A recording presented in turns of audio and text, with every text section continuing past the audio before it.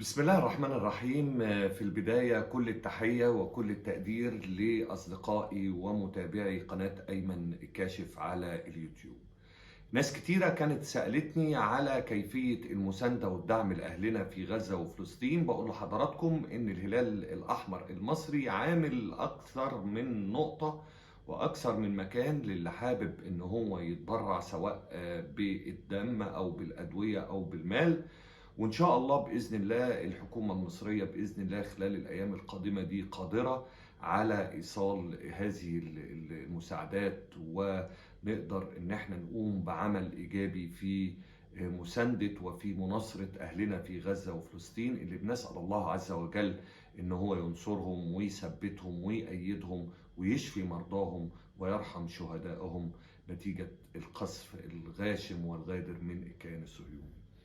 النهارده حابب طبعا ان انا اتكلم على المباراه المرتقبه، المباراه المنتظره، المباراه اللي جمعت ما بين منتخب مصر ومنتخب الجزائر، ديربي شمال افريقيا. مباراه قويه جدا جدا، ودايما لقاءات المنتخبين بتبقى لقاءات قويه وعامره دايما بالاثاره، ودايما صعب جدا تتكهن بنتيجه المباراه، خصوصا ان المنتخب الجزائري مدجج بالنجوم المحترفين في الدوريات الاوروبيه، وخصوصا انهم عندهم استقرار كبير جدا جدا. مع جمال بالماضي وصلوا للقاء 60، بينما روي فيتوريا تقريبا بيلعب مباراته رقم 11 تقريبا منذ ان تولى المهمه مع منتخبنا. التشكيلة اللي بدأ بيها روي فيتوريا أعتقد إنها التشكيلة الأساسية حتى الآن، في ظل وجود الأسماء ديت. أعتقد دي التشكيلة الأساسية وهي الأقرب لخوض أول مباراة رسمية قادمة بإذن الله، وهي هتبقى مباراة في التصفيات الإفريقية المؤهلة لكأس العالم أمام جيبوتي تحديدا بإذن الله. هتبقى يوم 15 نوفمبر امام جيبوتي، ثم بعد كده بعديها بثلاث ايام مباراه امام السيراليون. المباراتين مهمتين جدا جدا جدا، لانهم في بدايه مشوارنا نحو التاهل الى مونديال 2026. النهارده بدأ روي فيتوريا بمحمد الشناوي، طبعا رباعي في خط الظهر: محمد هاني، علي جبر، محمد عبد المنعم، محمد حمدي، وثلاثي في وسط الملعب: النني، حمدي فتحي، احمد السيد زيزو، وثلاثي في الامام: تريزيجيه ومصطفى محمد، والقائد طبعا ونجمنا محمد صلاح. هي دي تقريبا التشكيله الاقرب للمثاليه، او الاقرب حتى الان الى ذهن روي فيتوريا، والاقرب لخوض اللقاءات الرسميه اعتقد في شهر نوفمبر. بدأنا المباراة كان عندنا شوية ضغوط، عندنا شوية رهبة، طبعا كان في أجواء جماهيرية أكثر من رائعة وأكثر من ممتازة، وحضور جماهيري مكثف سواء من الجمهور المصري أو من الجمهور الجزائري في مدينة العين بالإمارات العربية الشقيقة. أول 15 دقيقة كانت لمصلحة منتخب الجزائر لأنهم ضغطوا علينا، كناش عارفين نخرج بالكرة. أول حل قدمه روي فيتوريا إنه قرر انه يرجع صلاح الى منطقة وسط الملعب ويسيب زيزو هو اللي يروح ناحية اليمين مكان محمد صلاح المعتاد، لان محمد صلاح عنده قدرة ان هو ينزل يستلم تحت ضغط، ينزل يمرر، يقدر يعمل خلخلة للضغط القوي المتقدم اللي كان عامله جمال بالماضي وكان عامله لعيبة منتخب الجزائر علينا. بالتبديلة الذكية، التحرك الذكي بانضمام محمد صلاح إلى منطقة وسط الملعب، نجحنا إن احنا نفرض إيقاعنا ونعمل عليهم زيادة عددية. عشان كده بدأت الفرص المصرية، شفنا تسديدة، ثم شفنا أجمل فرصة وأجمل لقطة في الشوط الأول، الكورة اللي عمل فيها فنت مصطفى محمد وسابها لمحمد صلاح، لمسها لمسة ذكية لو كان فيها يعني راحت موجهة ناحية الزاوية اليسرى أكتر من كده كانت هتبقى هدف أول، لكن العارضة تصدت للكرة العبقرية اللي عملها محمد صلاح. وكان منتخبنا هو الأكثر تهديدا خلال من الدقيقة تقريبا 17 للدقيقة 27. ليه من الدقيقة 17 للدقيقة 27؟ لأن في الدقيقة 27 حصل منعطف جديد في المباراة، كورة وتدخل وتهور من محمد هاني وكارت أحمر من الحكم الإماراتي لمحمد هاني. حتى بعد العودة للفار أكد القرار وتم طرد محمد هاني، وهو بالمناسبة قرار صحيح، لأنه في إهمال وفي تهور شديد جدا جدا من محمد هاني، رغم إن التلامس ربما رجله يعني ما خبطتش بشكل مباشر في لاعب أو ظهير منتخب الجزائر، لكن التدخل كان يستحق كارت أحمر. وعلى محمد هاني إن هو ياخد باله وما يندفعش الاندفاع دوت، لأنها كورة عادية جدا جدا. كان ممكن ينتظر لاعب منتخب الجزائر ان هو يعمل كنترول، وبعد كده يحط جسمه ويقدر يعمل ابعاد او يقدر يستخلص الكوره منه بمنتهى السهوله. لكن دي احد مميزات اللقاءات الوديه اللي من المستوى والتصنيف الاول، ومنتخب الجزائر هو اختبار حقيقي وحقيقي جدا جدا لقدرات منتخبنا.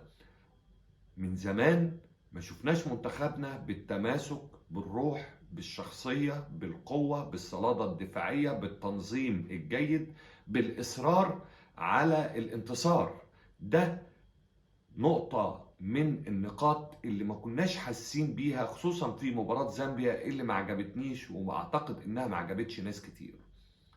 طبعا بعد حالة الطرد اضطر روي فيتوريا ان هو يخرج زيزو ويدفع بعمر كمال عبد الواحد، وبدأنا نلعب تقريبا 4-4-1 او 4-3-2 في حالة السيطرة والاستحواذ. لكن كان لينا تواجد، ويمكن البطء اللي كان بيلعب بيه منتخب الجزائر خلاهم دايما بعاد عن مرمى الشناوي، لان كان عبد المنعم يقظ، محمد حمدي يقظ، وايضا علي جبر يقظ. حتى عمر كمال عبد الواحد لما نزل كان في الموعد وادى اداء متميز جدا جدا، واغلق الجبهه اليمنى اللي كان بيتحرك فيها سعيد بالرحمه.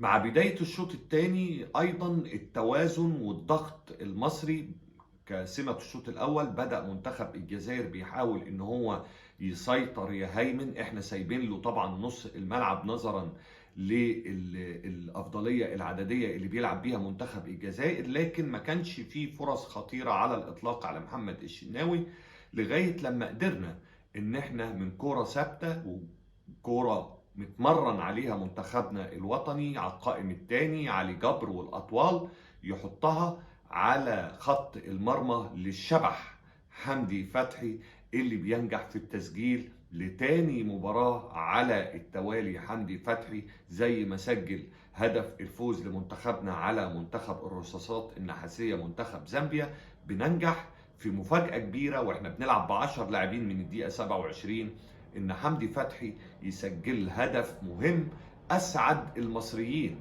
وترجم حماسنا وترجم لهفتنا وترجم شغفنا على متابعة منتخبنا، ان احنا تقدمنا على منتخب الجزائر الشقيق المدجج بالنجوم بهدف مقابل لا شيء. طبيعي جدا ان منتخب الجزائر هيحاول يضغط، وهنا طبعا ظهر تألق محمد الشناوي، وظهر الانسجام والتفاهم، وظهر دور محمد صلاح اللي يبدو ان هو في اللقاءات الكبيرة، المباريات اللي بيبقى فيها احتياج ان احنا نشوف قدرات محمد صلاح بتظهر قدراته.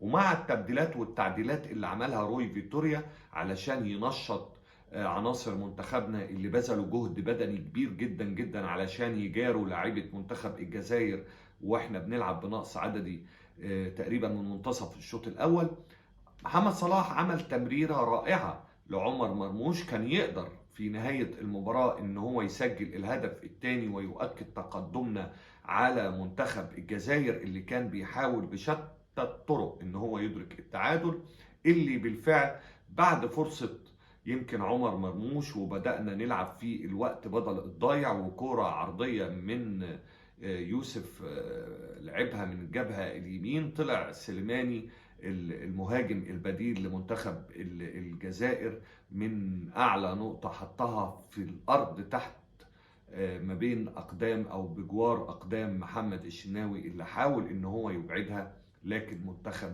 الجزائر ادرك التعادل واصبحت النتيجة 1-1. مباراة حلوة، مباراة قوية، انبسطنا من أداء منتخبنا، انبسطنا من روي فيتوريا، انبسطنا في الاطمئنان على نجومنا الكبار المتميزين، محمد الشناوي، عبد المنعم، محمد حمدي، علي جبر كان بيأدي، عمر جمال، عمر كمال عبد الواحد كان متميز، النني استعاد كتير من مستواه، حمدي فتحي ما زلت عند رأيي هو الشبح بالنسبة لمنتخبنا وبالنسبة لروي فيتوريا، لأنه بيتقدم في أماكن وبيتوغل في أماكن جوه المنطقة، فبيقدر دايما إن هو يحدث الفارق في مباراتين متتاليتين بنفس الطريقة اللي كنا بنشوفه فيها مع كولر.